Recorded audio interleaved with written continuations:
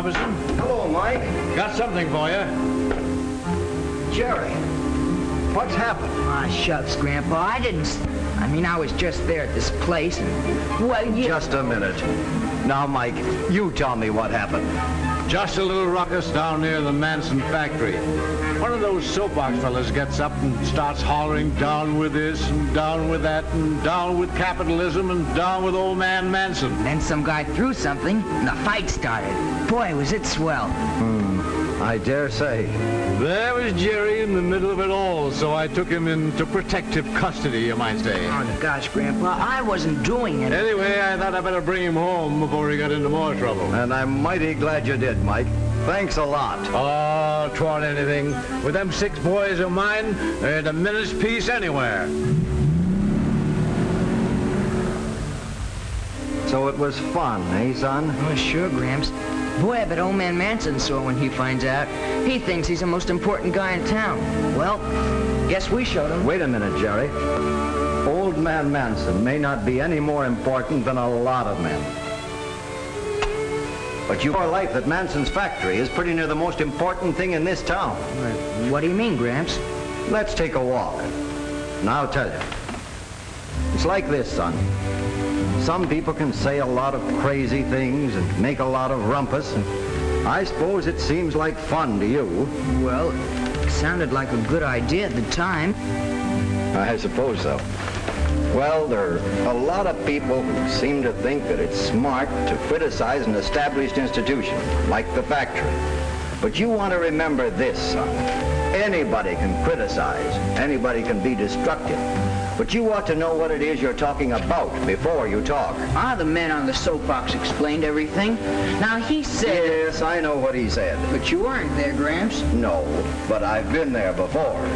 I've heard these terror downers, and I know the one thing that man didn't tell you was the truth about the Manson factory. Well, what do you mean? Well, son, that factory isn't just a building of bricks and steel. It's more than that. Far more. It's your town. My town? Well, gee, how do you figure that? Want your paper, Mr. Robinson? Oh, thanks, Bobby. Let's sit down here. Now, I'll tell you something about this town of ours, Jerry. It all began a long time ago, when I was young and the town was young. And there wasn't anything to it but one straggling street and a few struggling farms round about. Soil was all right, but there just wasn't anybody around to sell the crops to. But the town did have one thing. There was a man who had a dream.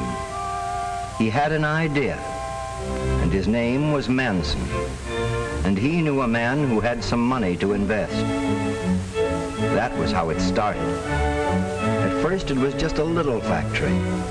And then, son, things began to happen in this town. I was there, and I know. I turned the first lathe in that factory.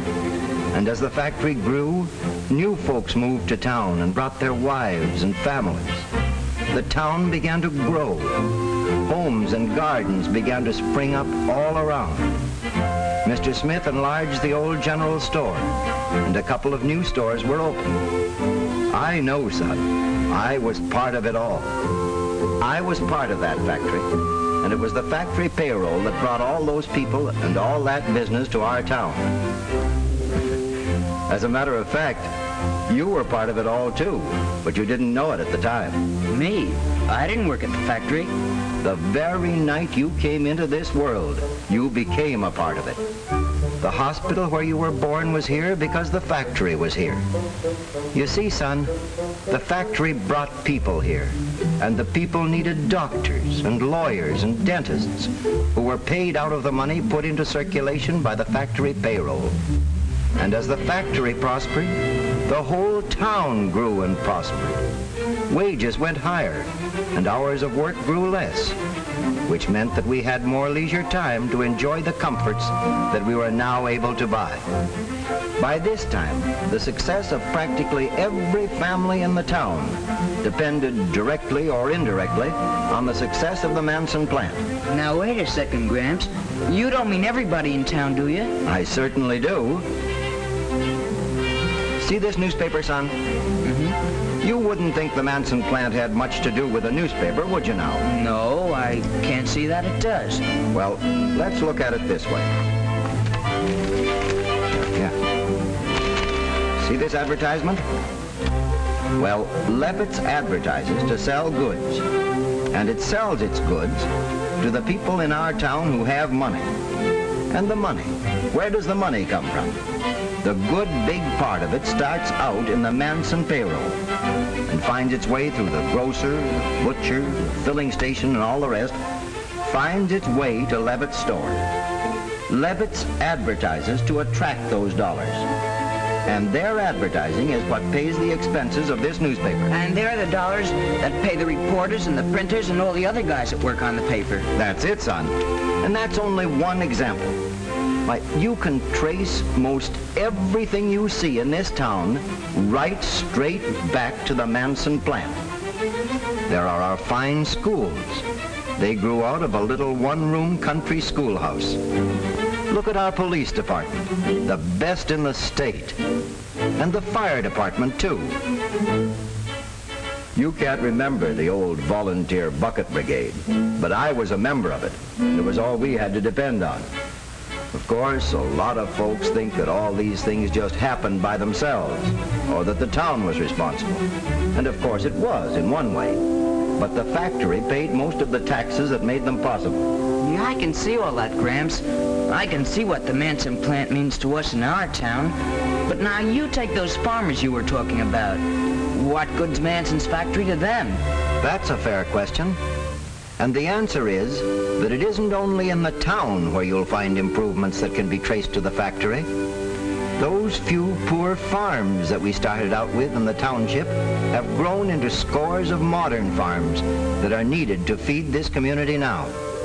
And don't forget, the factory is calling more and more upon the farms for raw materials as industry finds new uses for the farmers' products. And all this came about because of that man named Manson and his dream long years ago. Well, son, a lot of folks think it would be fun to destroy all that the factory stands for. But you see, that factory made your town, and when you're working against that factory, you're working against your own best interests. Gee, Gramps, I never thought of it that way before. Why, when you try to tear down industry, you're working against the very scheme of things that built 1,000 or 10,000 towns like ours and made this country what it is. You mean even places that don't have factories? I certainly do. Whether a town has grown up around one factory like ours, or whether it hasn't any factories or 50 factories, the principle is the same, Jerry. The well-being of all our people depends on some productive enterprise somewhere. Everybody's welfare can be traced back to manufacturing and industry. Storekeepers, clerks, bank presidents, lawyers, stenographers, housewives, mechanics, teachers, schoolboys.